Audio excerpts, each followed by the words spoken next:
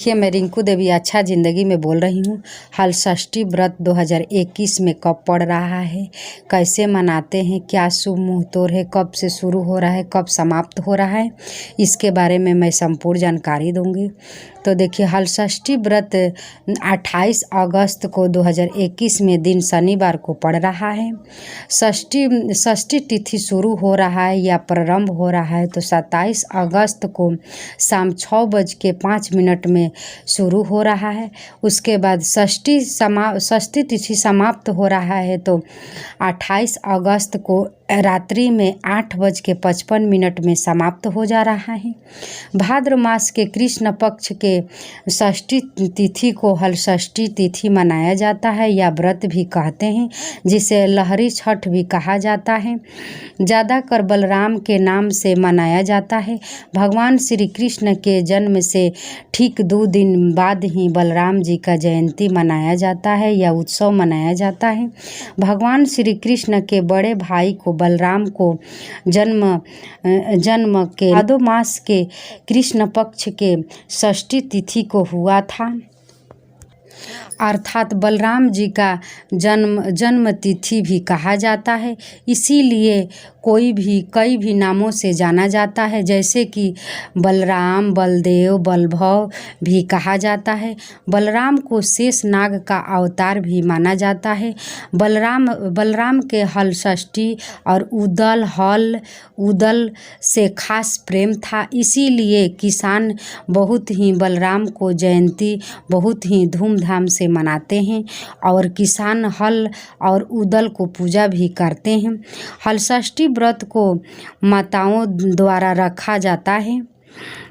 पुत्र के लंबी आयु के लिए ही इस व्रत को महिलाएं करती है। इसीलिए हल षष्ठी व्रत को विधान है तो संतान को, कोई भी महिलाओं को संतान नहीं है तो हल षष्ठी व्रत करने से संतान भी प्राप्त होता है।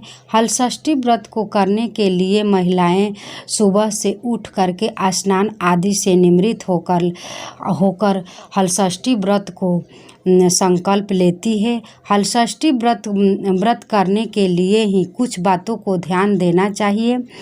हल षष्ठी व्रत में भैंस का दूध का पूजा किया जाता है। इस व्रत में हल को पूजा किया जाता है। हल से जोते हुए फल या अन्न नहीं खाया जाता है, इसीलिए महुए का दातुन से धोने का विधान है। हल षष्ठी व्रत समापन करने के लिए महिलाएं भैंस का दूध और बासही का चावल और महुए का लाटा का बना करके पारण करने का विधान भी है। पूजा की विधि क्या है तो बता दे रही हूँ।